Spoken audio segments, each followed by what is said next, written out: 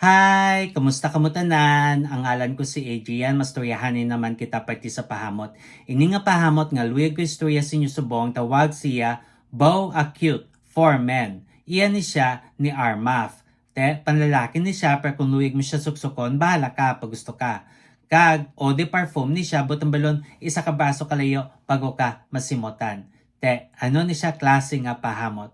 Bali, presko, kag makahang, nga kahoy, kag citrus. Amo na siya kung simutan. Angay siya sa mainit nga panahon. Ang temperatura nga para siya is between 70 to 90 degrees Fahrenheit o kung 21 to 32 degrees Celsius. Ano ang iya mga nota? For the top, we have bergamot, petitgrain, orange, kag lemon. Ang bergamot mahamot nga citrus. Petitgrain, berde nga mga dahon. Orange, matamis nga citrus, kag lemon nga maaslom nga citrus.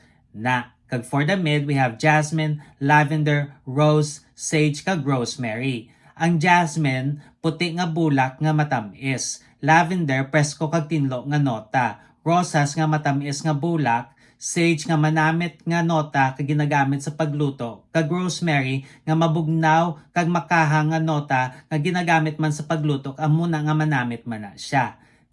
Kag for the base, we have musk, vetiver, cedar, kag sandalwood. Ang musk nga dakop sing hamot para di magtudo-tudolapta, vetiver, kuskus do hilamon kog simutan, cedar nga mahamot nga kahoy, kag sandalwood nga oriental nga kahoy.